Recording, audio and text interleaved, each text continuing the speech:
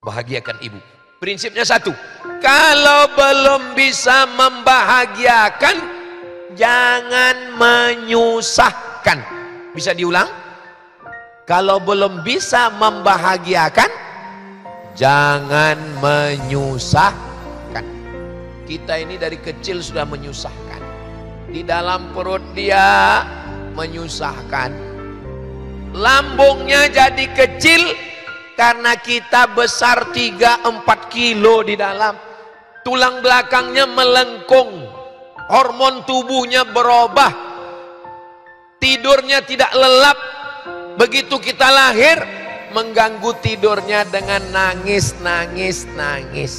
Dia mau makan, kita pipis, kita Setelah sekolah, berapa di antara ibu kita nggak ganti baju hari raya karena mikirkan sekolah kita. Nanti kalau anakku sudah tamat pondok, kayaknya bebanku kurang Pak Ustadz. Ternyata setelah tamat pondok, kuliah, UKT-nya mahal.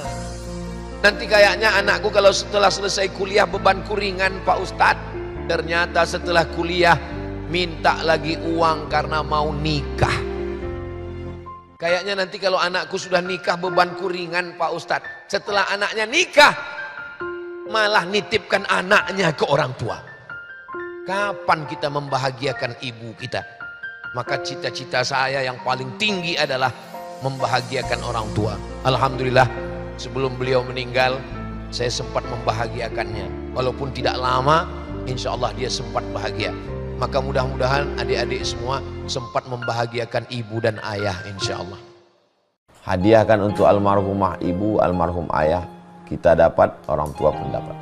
Assalamualaikum warahmatullahi wabarakatuh. Bapak, ibu, abang, kakak, adik, sahabat jamaah dimanapun berada, ma'akal tafa'afnaita, makanan yang dimakan berubah menjadi kolesterol, diabetes, jantung, gula, dan lain sebagainya. Wa malabista fa'ablaita, yang dibelikan ke pakaian, busuk, lapu, ketinggalan zaman. Wa mata saddaqta fa'amdaita, yang diwakafkan, disedekahkan, itulah yang akan kekal abadi. Rumah besar hanya menjadi kenangan, lapuk, berlumut, tumbang, tinggal. Ada kelas yang dipakai para penghafal Quran, itulah yang kekal abadi, mengalir pahalanya untuk kita. Hadiahkan untuk almarhumah ibu, almarhum ayah, kita dapat, orang tua pun dapat. Satu lantainya 4 kelas, totalnya 16 kelas, tempat santri belajar. Yang sekarang santri belajar di asrama.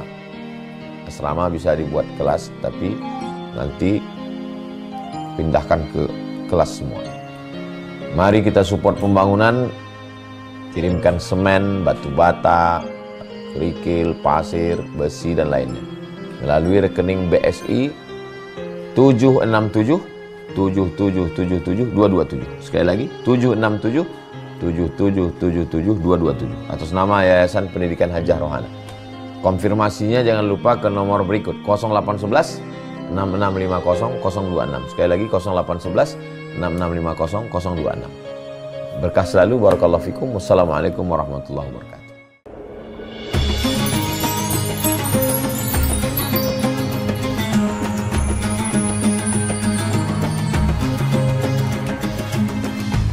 Bismillahirrahmanirrahim. Assalamualaikum warahmatullahi wabarakatuh.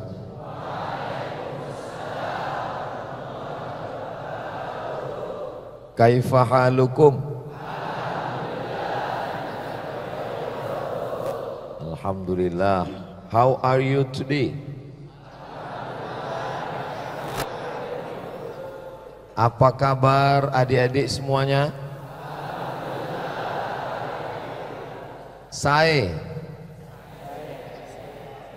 alhamdulillahi rabbil alamin, wabihi nasta'inu ala umurid dunya waddin, wassalatu wassalamu ala al-qairil ghurril muhajjalin, sayyidina wa maulana Muhammadin wa ala alihi wa sahbihi wa man tabi'ahu ila yaumiddin.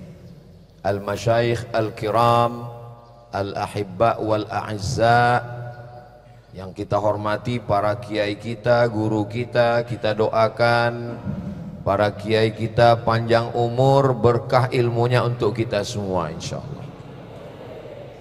Adik-adik para mujahid fi sabilillah, man kharaja fi talabil ilmi, siapa yang keluar rumah dengan niat menuntut ilmu, fahuwa fi sabilillah, maka dia sama seperti orang yang berjihad fi sabilillah hatta yarji'a, sampai dia pulang ke rumahnya.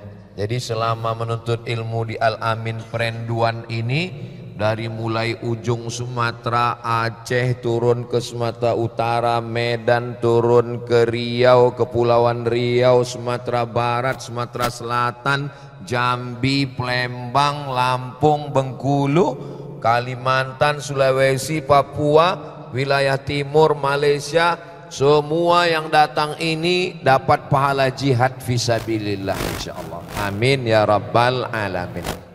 Subuh berkah ini Al-Fakir Abdul Somad diberi judul kunci sukses belajar di pondok pesantren, supaya ngomong saya nggak ngalor ngidul ke sana kemari, supaya lebih fokus dan mudah diingat.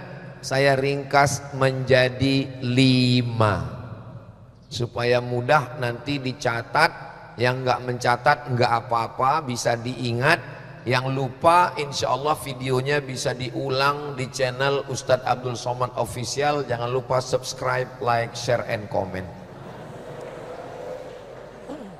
Memang biasanya iklan itu masuk beberapa menit setelah muqaddimah. Nah, yang pertama,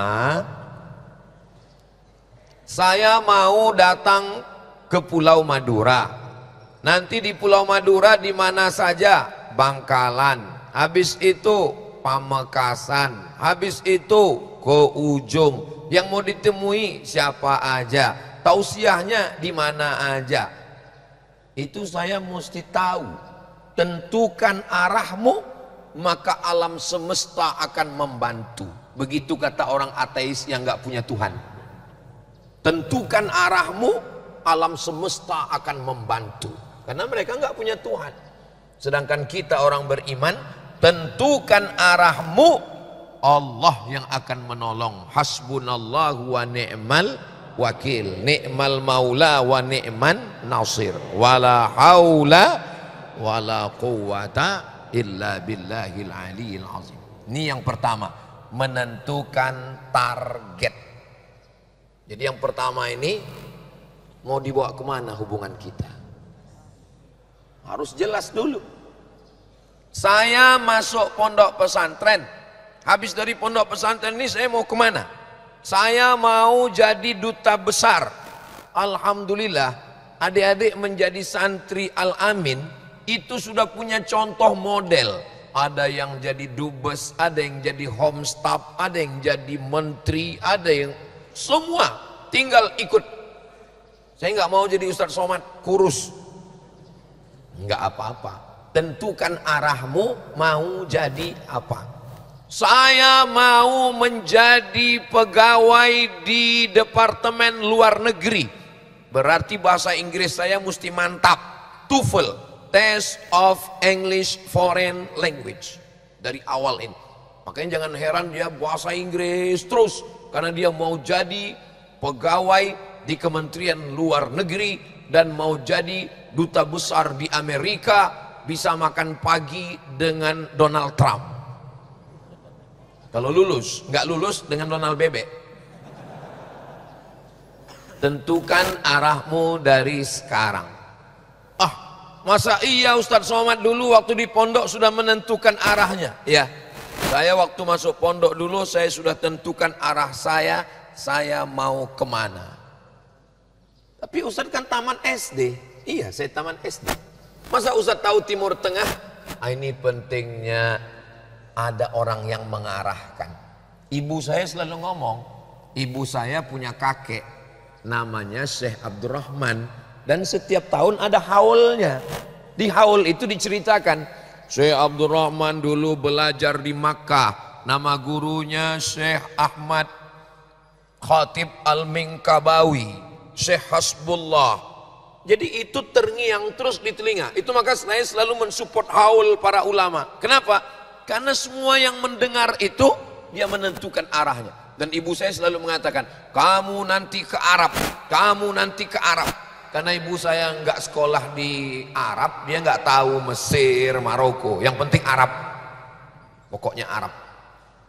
Arab Nandi, Arab Lungo, Arab Badui, Arab Maklum. Yang penting Arab. Nah, jadi saya selalu berpikir saya mesti belajar bahasa Arab sampai mimpi. Suatu malam ibu saya pergi karena sepupunya mau pergi haji. Kamu di rumah, ibu pergi, ada sepupu mau pergi haji. Iya, malamnya saya mimpi. Rasanya saya sampai di Mekah dan saya nggak bisa ngomong karena nggak bisa bahasa Arab. Itulah yang membuat saya gitu bangun, langsung cari kamus bahasa Arab. Kaifa haluka bi khairin walhamdulillah. Aina taskunu ana askunu. Hebatnya orang Islam, walaupun dia nggak mondok, walaupun cuman modal sholat, yang penting paham bacaannya, dia bisa ngomong Arab. Ini hebatnya orang Islam. Andai ada orang kampung nggak mondok dan pergi umroh, tiba-tiba pulang dari masjid nyasar, dia tetap bisa pulang ke hotel dengan modal bahasa sholatnya. Ketemu sama polisi, ihdinas siratal hotel, tunjukkan saya jalan ke hotel. Kata polisinya, lesh limadha wa ana minad dhalin. Bahkan untuk mengatakan di lantai berapa pun bisa pakai itu. Di hotel lantai berapa hotelnya? Salasa raka'atin, lantai 3 berarti. Iya kalau lantai 3. Kalau lantai 7 al-maghrib wal isya. Yang penting mau menggunakan akal pikiran sedikit. Jadi kalau kita mau ke hutan, kita siapkan tombak, kita siapkan kampak, kita siapkan panah. Kalau kita mau ke mall, kita siapkan kartu kredit. Apa yang kita targetkan ke depan, kita siapkan dari sekarang. Saya nggak maksa adik-adik ikut langkah saya, enggak. Saya nggak maksa anak saya untuk jadi saya, enggak. Yang penting pendidikan basicnya mondok. Anak saya, ponakan saya mondok. Setelah itu silakan terbang sejauh mata memandang. Makanya kalau ada orang tua, Ustaz Somad, gimana cara belajar ke Mesir? Saya tanya, yang mau ke Mesir bapaknya apa anaknya? Kalau yang mau ke Mesir anaknya, saya support. Tapi kalau anaknya nggak mau, dipaksa juga ke Mesir, nanti pulangnya nggak jadi Musa, jadi Fir'aun. Jadi adik-adik, dari sekarang tentukan arahmu mau kemana. Saya mau bisnis, bagus, nanti MBA, Master Business Administration. Insya Allah bisnis adik-adik sukses dunia akhirat insya Allah. Kenapa? Karena jaringan Al-Amin internasional. Alumni-alumni Al-Amin di Saudi Arabia, alumni Al-Amin yang ada di Malaysia, yang ada di Indonesia dari Sabang sampai Papua, di mana-mana wilayah timur. Saya setiap pergi di berbagai wilayah daerah, Ustaz Somad, kami dari Iqbal, alumni. Kenapa mereka selalu memperkenalkan itu ke saya? Karena mereka sering melihat update status saya dengan kiai-kiai. Nah, itulah pentingnya update status. Jadi modal yang pertama adalah tentukan arah. Tentukan arah. Mau kemana? Jangan sampai kita naik perahu yang nggak jelas. Kamu mau kemana? Saya serahkan pada Allah. Ini bukan ajaran Islam. Ajaran Islam itu tentukan dulu arahnya. Saya mau ke Habasyah, saya mau ke Madinah, saya mau ke Taif. Tentukan siapa yang menemani Abu Bakar Siddiq, siapa yang menggantikan di tempat tidur Sayyidina Ali, siapa yang membawa makanan Asma binti Abi Bakar, siapa yang akan menunjukkan jalan Abdullah bin Uraiqid. Baru dengan strategi Bismillahi tawakkaltu 'alallah la haula wala quwata illa billah. Begitu Islam itu. Datang orang bawa onta. Utliquha wa atawakkal am aqiluha wa atawakkal. Ini onta saya ini, saya ikat dulu baru saya tawakal atau saya lepaskan aja. Kata Nabi, iqilha, ikat dulu baru bertawakal. Begitu juga dengan adik-adik. Saya tetapkan dulu, saya mau ambil jurusan Visipol, Fakultas Ilmu Sosial dan Politik, mantap. Saya mau jadi sejarawan, saya mau jadi antropolog, sosiologi antropologi, bagus. Saya mau dokter, bagus. Yang penting tentukan arah, insya Allah. Mudah-mudahan semua adik-adik sukses, insya Allah. Amin. Yang kedua, setelah menentukan arah, yang kedua serius. Apa yang kedua? Serius. Jangan main-main. La tal'ab. Jangan main-main.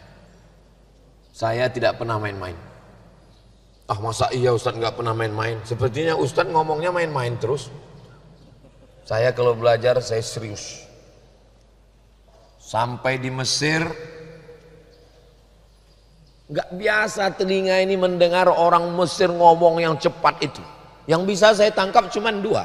Assalamualaikum. Sama kaifa halu. Assalamualaikum. Waalaikumsalam.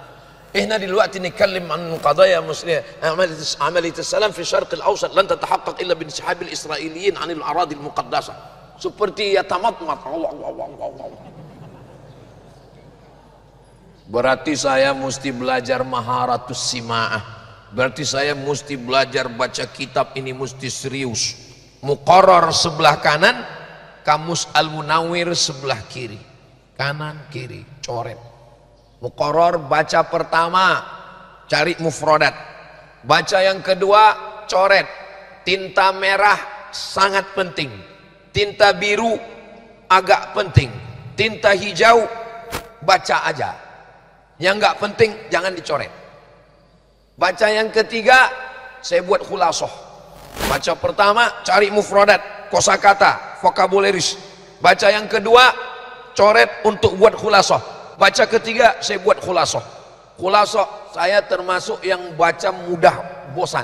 Jadi kalau muqarrar itu 200-300 halaman, saya khulasah kecil. Ayatnya saya hafal, hadisnya saya hafal, pendapat ulamanya saya hafal, yang pangkal-pangkalnya. Habis itu ila akhirih, ila akhirih, ila akhirih. Makanya kalau ada kawan minta khulasah saya, Mat, khulasah ada. Pinjam? Biasanya nggak dipakai, ulangi lagi. Kenapa? Karena nggak nyambung. Saya buat ringkas supaya saya bisa cepat memahaminya. Kenapa kita mesti serius? Karena kalau main-main merugikan diri sendiri, merugikan orang tua. Saya di Al-Azhar masuk 4 September 2000, 4 September 1998. Kiai 1996, angkatan Qais. 1997 angkatan GMT. 1998 angkatan Islah. 4 September 98 saya masuk Azhar. Saya selesai bulan Juli 2002. Jadi kuliah saya selesaikan 3 tahun 10 bulan. Kenapa saya serius? Karena kalau saya nggak serius, saya nggak dapat tiket pulang. Dan kalau nggak dapat tiket pulang dari Azhar, siap-siap naik rakit dari Sungai Nil ke Sungai Siak. 4 tahun saya belajar di Mesir, saya tidak pernah minta kiriman uang sekalipun. Sampai ibu saya heran, kau masih hidup apa udah mati? Saya bilang aku masih hidup, Mak. Kenapa saya nggak mau minta duit? Karena kalau saya minta duit, nanti saya manja, saya akan minta sama dia terus. Sampai akhirnya ibu saya ngirim uang melalui jamaah haji ketemu di Makkah. Ini dari ibumu. Saya tanya, kenapa Mak kirim duit? Supaya nanti aku kalau di akhirat ditanya Allah, pernah ngirim duit? Pernah sekali. Saya selama di Mesir belajar serius. 4 tahun saya nggak pernah pacaran. Kalau nggak percaya, tanya sama kiai. Kenapa? Karena termasuk yang nggak dapat. Kalah persaingan. Sudah nggak ganteng, hitam, kurus, nggak punya duit. Perempuan hanya mau, aduh nggak enak ngomongnya, nanti tersinggung perempuan.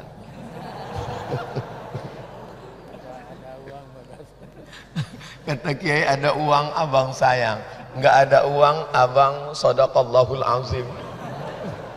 Maka saya mesti serius,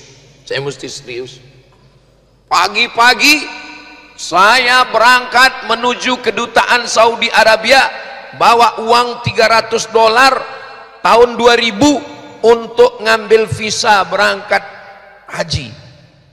$300 visa, $100 untuk biaya tiket kapal PP 1,5 juta.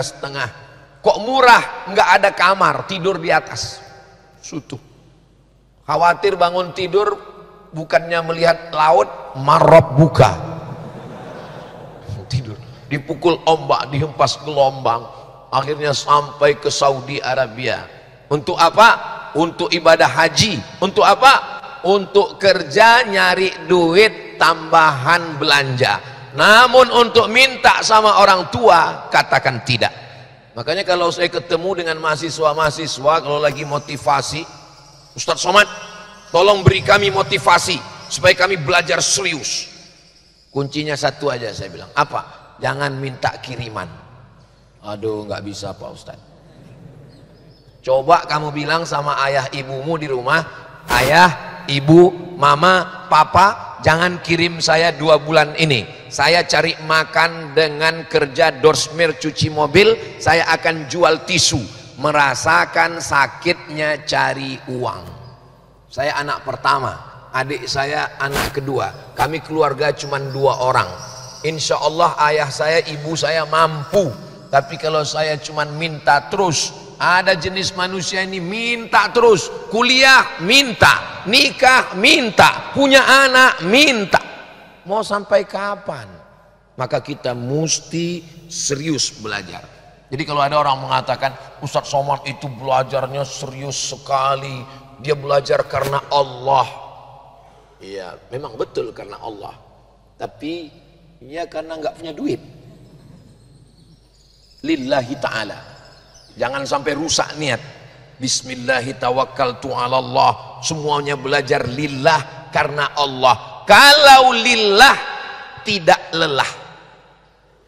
Kalau lillah tidak lelah. Boleh untuk ditulis di baju kaos. Kalau lillah tidak lelah. Tapi jangan ditulis di belakang. Nanti pas dipakai sholat Jumat dilihat orang. Kalau lillah tidak lelah. Serius, jangan main-main. La ta'bas, jangan buat hal yang sia-sia. Sampai di Makkah kerja. Lalu kemudian kita nongkrong pagi-pagi. Mau apa? Sambil ngobrol dengan kawan-kawan yang lain untuk mikir nanti S2 kemana. Kira-kira nanti mau S2 kemana. Selesai nanti S1 ini, S2 nya kemana. Ainal mafar, al-bahru amamakum. Lautan di depan, al-bahru wara'akum wal aduwu amamakum. Di belakang lautan, di depan calon mertua. Ini kita mau kemana? Maka saya nyari informasi beasiswa waktu lagi nongkrong-nongkrong nanya, kamu dari mana? Saya dari India. Oh, gimana S2 di India? Alhamdulillah S2 di India itu beberapanya gratis. Ada di Lucknow, ada di Darul Ulum Deoban, ada di Aligarh. Oh, apa kelebihan di India?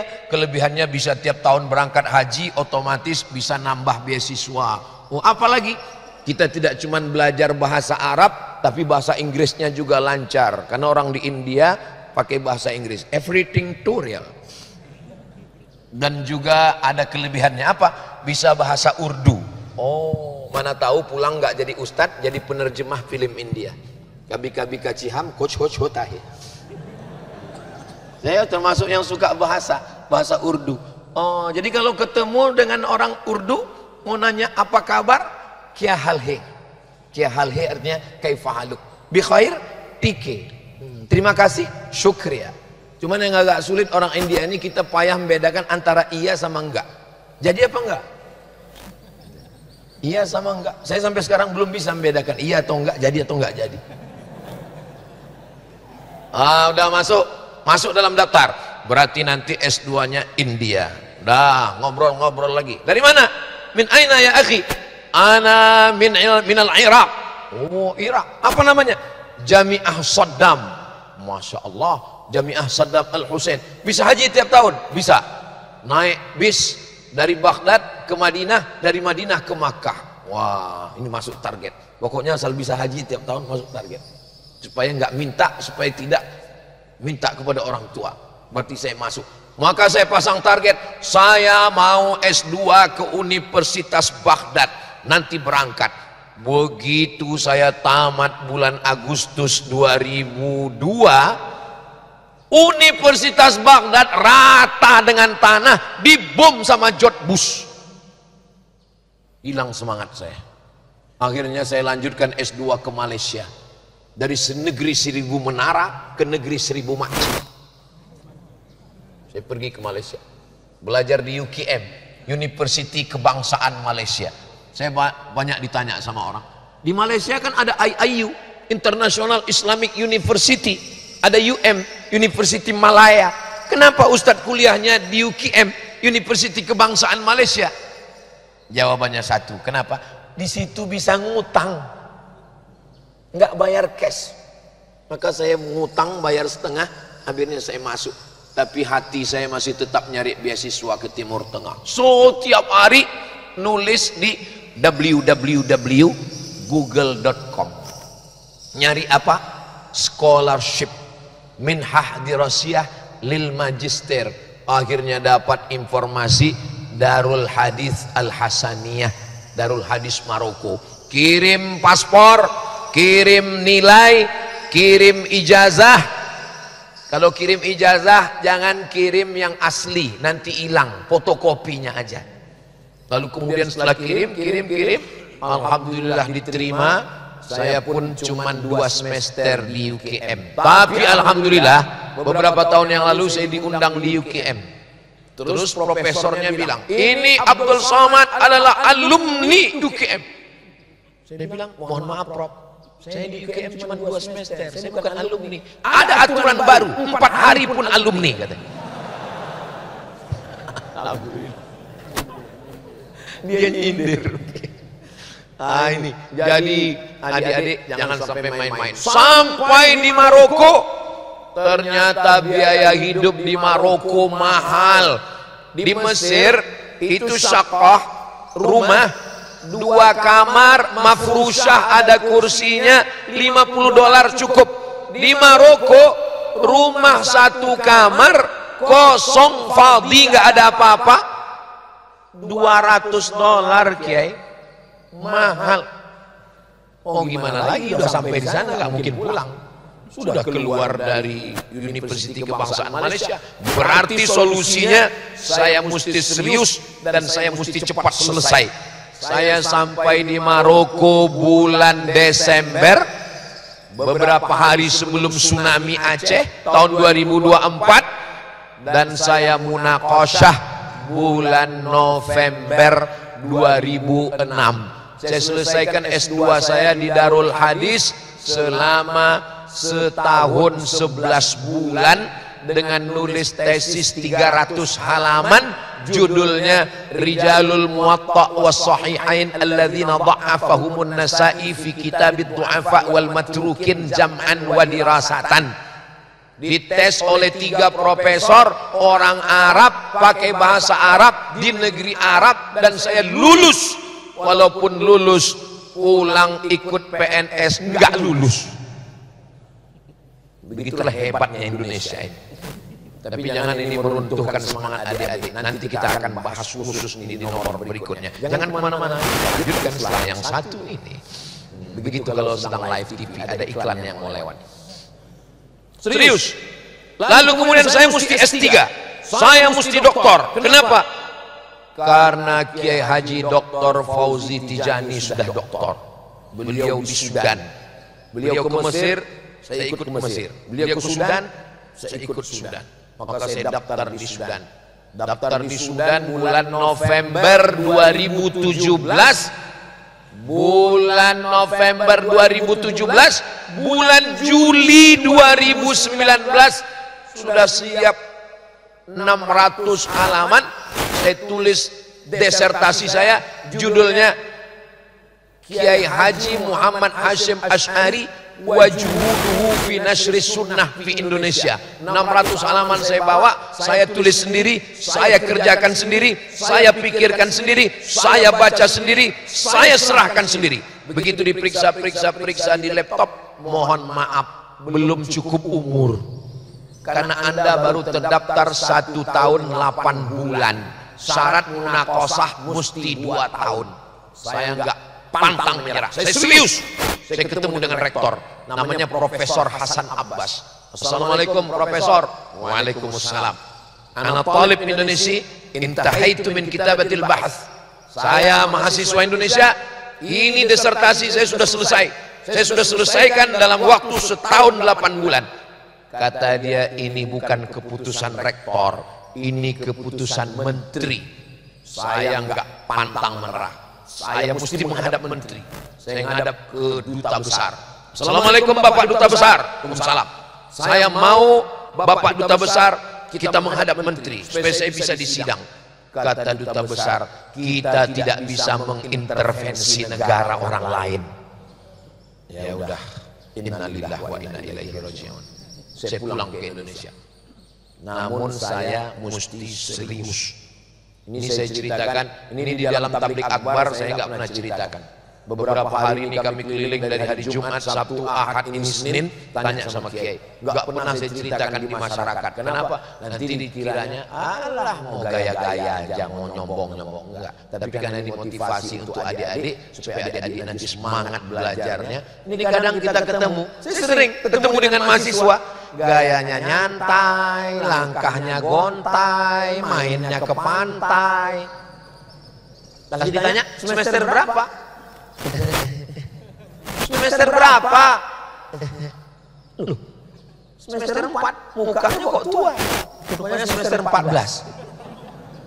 Di Indonesia, bukunya bahasa Indonesia, dosennya orang Indonesia, belajarnya di Indonesia, kok bisa belajar sampai semester 14? Kenapa ini? Ada apa? Serius.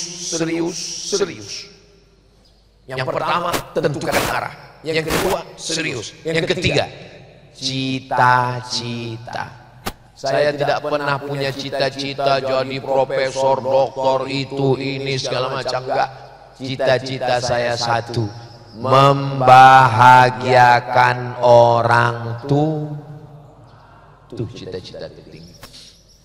Saya mikir, aku kalau mau jadi dosen, berarti aku mesti S1, S2, S3, S-teler, S-cendol, S-doger, S-mandu. Karena aku nggak akan mungkin bisa dipakai di kampus kalau aku nggak punya ijazah.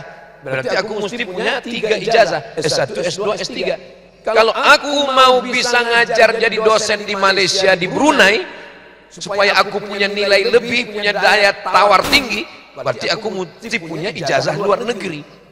Itulah maka saya pertahankan S1 Mesir, S2 Maroko, S3 Sudan, supaya saya bisa jadi dosen di luar negeri. Kalau saya jadi dosen di luar negeri, nanti gajinya dolar, duitnya banyak, saya bisa bawa ibu saya ke tanah suci. Saya mau ke Baitullah. Bahagiakan ibu. Adik-adik, bahagiakan ibu.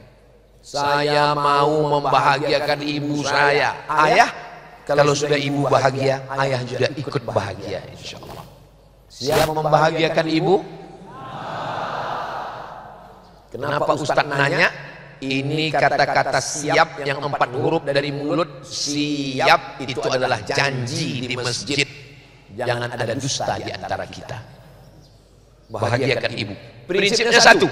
Kalau belum bisa membahagiakan, jangan menyusahkan. Bisa diulang? Kalau belum bisa membahagiakan, jangan menyusahkan. Kita ini dari kecil sudah menyusahkan. Di dalam perut dia menyusahkan. Lambungnya jadi kecil karena kita besar 3-4 kilo di dalam. Tulang belakangnya melengkung, hormon tubuhnya berubah, tidurnya tidak lelap. Begitu kita lahir, mengganggu tidurnya dengan nangis. Dia mau makan, kita pipis, kita Setelah sekolah, berapa di antara ibu kita nggak ganti baju hari raya karena mikirkan sekolah kita. Nanti kalau anakku sudah tamat pondok, kayaknya bebanku kurang Pak Ustadz. Ternyata setelah tamat pondok, kuliah, UKT-nya mahal. Nanti kayaknya anakku kalau setelah selesai kuliah bebanku ringan Pak Ustadz. Ternyata setelah kuliah minta lagi uang karena mau nikah. Kayaknya nanti kalau anakku sudah nikah bebanku ringan Pak Ustadz. Setelah anaknya nikah malah nitipkan anaknya ke orang tua. Kapan kita membahagiakan ibu kita? Maka cita-cita saya yang paling tinggi adalah membahagiakan orang tua. Alhamdulillah sebelum beliau meninggal saya sempat membahagiakannya. Walaupun tidak lama, insya Allah dia sempat bahagia. Maka mudah-mudahan adik-adik semua sempat membahagiakan ibu dan ayah, insya Allah. Bahagiakan ibumu, jadikan dia seperti raja, maka rezekimu akan seperti rezeki raja-raja. Bukan hadis Nabi, dapat saya di grup WhatsApp. Saya tidak pernah melawan ibu saya sekalipun. Saya bisa berjanji, saya bertanggung jawabkan di hadapan Allah. Wallahi tallahi billahi, apapun yang dia katakan saya diam. Saya tidak pernah lawan dia. Saya sayang dengan ibu saya. Makanya saya dengan beberapa jamaah membangun masjid. Nama masjidnya saya buat Masjid Hajjah Rohana, nama ibu saya. Di kampung kelahirannya di Sumatera Utara saya buat sekolah dengan jamaah. Nama sekolahnya Sekolah Yayasan Pendidikan Hajjah Rohana TK, SD, SMP, SMA. Karena kalaupun saya pahala saya nggak banyak, pahalanya mengalir untuk ibu. Bagi saya kehidupan setelah ibu tidak ada itu hampa, nggak ada rasanya. Memang istri, anak, orang tersayang, tapi dengan ibu itu luar biasa. Kalian adik-adik belum bisa merasakan itu, belum paham ucapan saya karena ibu kalian masih hidup. Makanya nanti kalau ibu datang menjenguk, senangkan dia, bahagiakan dia, cium tangannya, peluk tubuhnya, cium keningnya, hormati dia, bahagiakan dia, tunjukkan prestasi yang baik. Saya nilai Arabnya tinggi ibu, saya bahasa Inggrisnya bagus ibu. Ibu kita nggak minta apa-apa, dia cuma minta satu, qurrata a'yun. Kita sejuk di pandangan matanya, melihat adik-adik pakai sarung, pakai koko, jalan ke masjid, itu kelapangan hati yang luar biasa.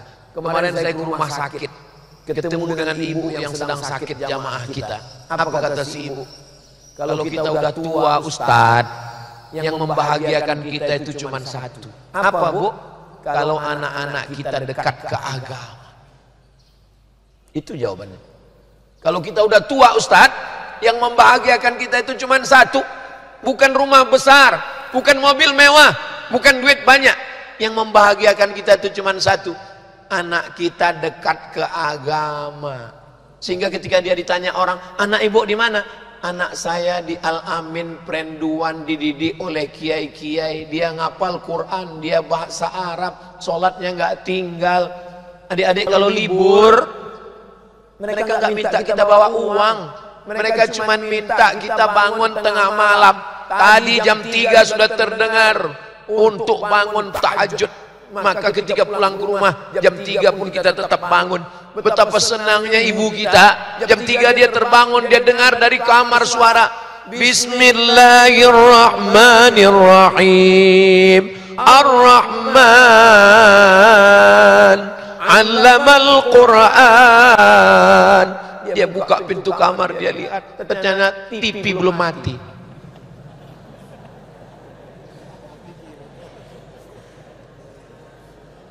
Betapa bahagianya dia ketika melihat adik-adik sudah berangkat ke masjid.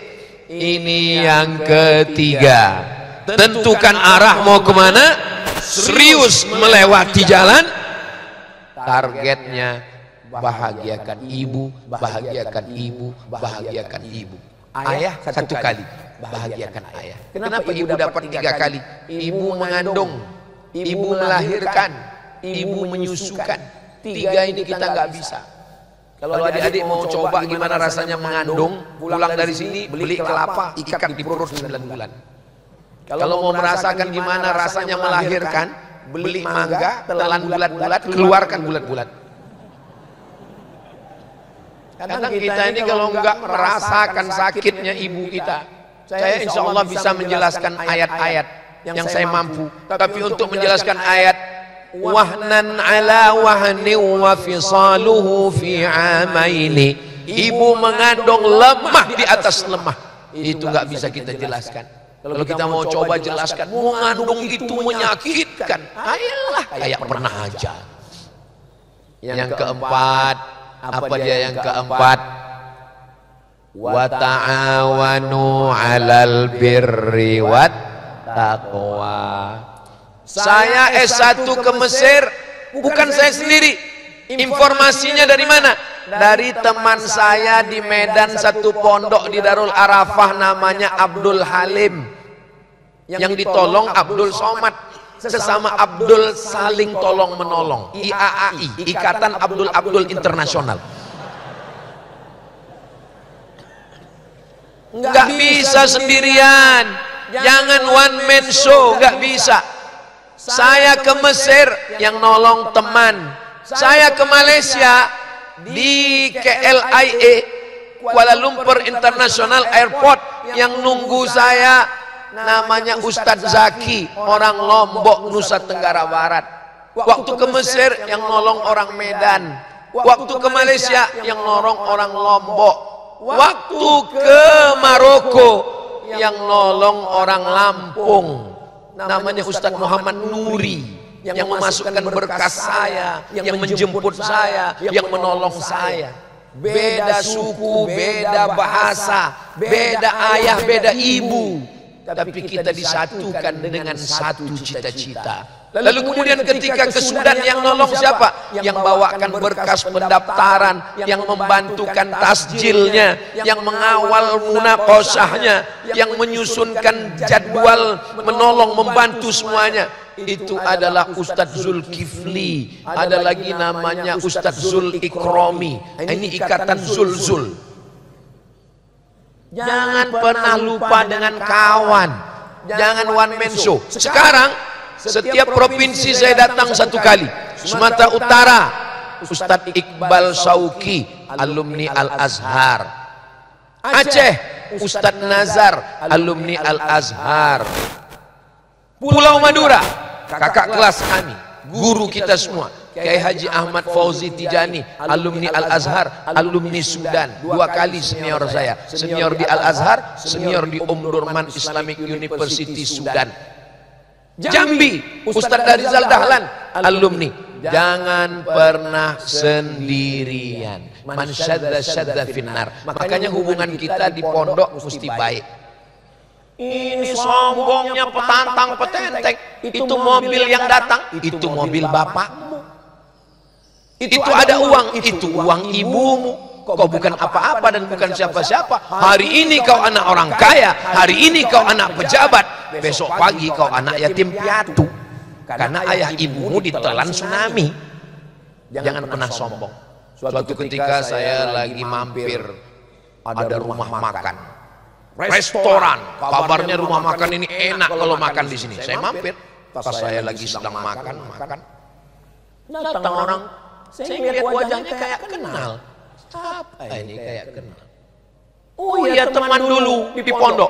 Masya Allah. Ayo makan. Saya bilang makan. Kami pun makan. Tenang, nanti saya yang bayar. Saya bilang. Iya. Setelah selesai makan, saya mau bayar ke kasir. Kata kasirnya, mohon maaf Pak, yang rumah makan sudah menggratiskan. Yang mana? Itu yang makan tadi sama Bapak.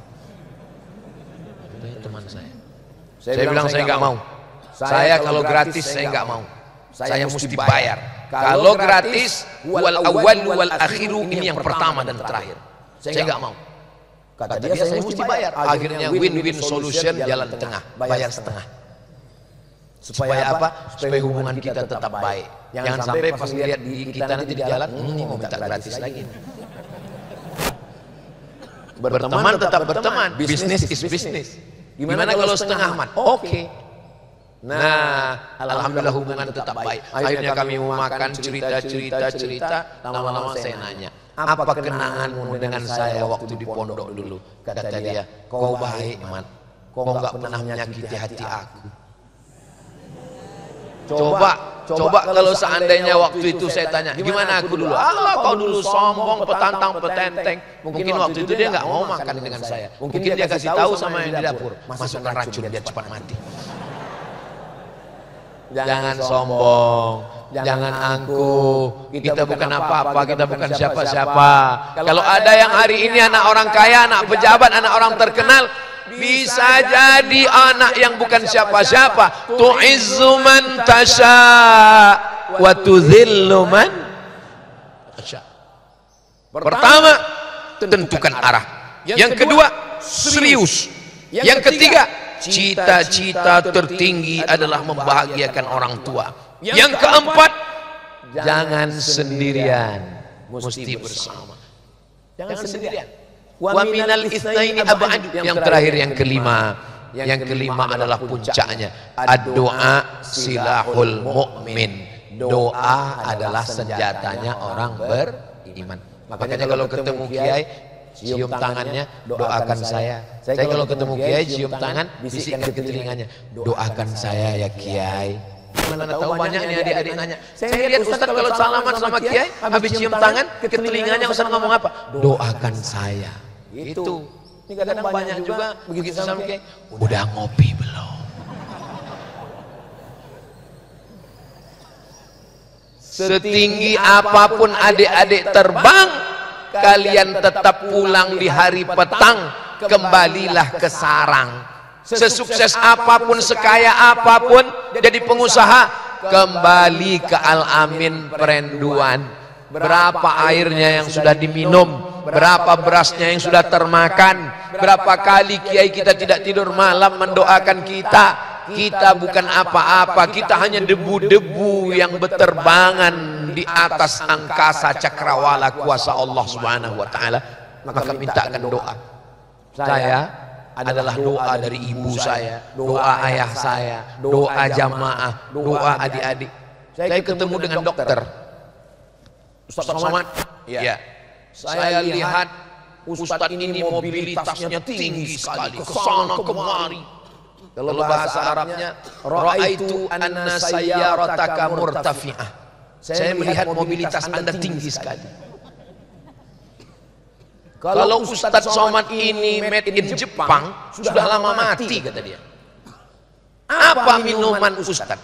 Saya nggak ada minum apa-apa, saya minum air putih. Makanan Ustaz? Saya nggak ada makan apa-apa. Saya nasihatkan Ustaz jangan minum suplemen. Jangan minum suplemen. Jangan minum penambah semangat. Nanti punya ketergantungan, di dalamnya ada doping dan merusak buah pinggang. Bukan kata saya, kata dokter. Lalu mereka menarik kesimpulan, Ustadz sehat karena doa orang lain. Kalau hidup kita susah, kalau kita payah, itu bukan Allah marah, tapi Allah ingin supaya sujud kita lama. Allah ingin supaya waktu kita berdoa ngangkat tangan ke atas, ya Allah. Mau pulang ke rumah nggak ada kerja, mau pulang ke Riau nggak ada relasi. Akhirnya saya ikut tes dosen di Jakarta, seleksi berkas lulus, ijazah S1 S2 lulus, bahasa Arab bahasa Inggris lulus, tes ngajar lulus, tinggal berdua saya dengan satu saingan saya. Tapi dalam hati saya udah curiga, kayaknya aku nggak lulus. Kenapa? Karena dia alumni, saya enggak. Betul. Begitu tes, pas saya lagi di Kampung Melayu di Jakarta, lagi di atas Metro Mini, datang balasan SMS, belum ada WA. Mat, kau nggak lulus, kata kawan saya. Turun saya dari Metro Mini itu, Waktu kaki saya nginjak, terasa aspal Metro Mini itu lembut seperti dodol. Sampai sekarang saya nggak naik Metro Mini. Trauma saya. Apa yang diinginkan Allah ke saya? Supaya kau lebih lama bersujud, Abdul Somad. Supaya kau lebih banyak berdoa. Saya kalau lagi susah, tangan saya berdoa, ya Allah. Tapi kalau kita lagi senang, kadang tangan kita doa di paha. Makanya kalau ada orang berdoa tangannya di paha, itu artinya terserahlah ya Allah, mau ngasih nggak apa-apa, nggak ngasih pun nggak apa-apa. Hidup saya dipukul ombak, dihempas gelombang, kesulitan, kesusahan, kepayahan, itu hanya cara Allah supaya saya lebih banyak berdoa. Ya Allah, ya Allah, ya Allah. Kalau susah sulit baca Yasin. La tuqra'u fi amrin asirin illa yassarahullah, dimudahkan Allah. Minta ijazah zikir solawat dari kiai, bersanad bersambung kepada masyayikh. Dengan itu dibukakan Allah. Al-Fatihu lima ughliq, semua yang terkunci dibukakan. Wal khatimi lima sabaq, menutup semua yang lama-lama. Al-hadi ila siratikal mustaqim, memberikan petunjuk ke jalan Allah Subhanahu wa taala. Jadi tidak ada jalan lain kecuali doa. Itulah 5 yang bisa disampaikan Ustaz Abdul Somad pada pagi yang penuh dengan keberkahan ini. Mudah-mudahan adik ingat yang 5 ini, diingat baik-baik, khawatir nanti yang 5 ini keluar dalam UAS ujian akhir semester. Terima kasih segala perhatian, mohon maaf segala kesilapan dan kekhilafan kepada para kiai, alim ulama, hadratal muhtaramin wal mukarramin, ashabal fadilah. Banyak kata-kata saya yang tidak berkenan di hati, kurang adab, kurang sopan, kurang santun. Akhirnya saya tutup dengan pantun penutup, menangkap puyuh di Bukit Selasi. Thank you dan terima kasih. Wassalamualaikum warahmatullahi wabarakatuh. Mengalir walau sudah mati.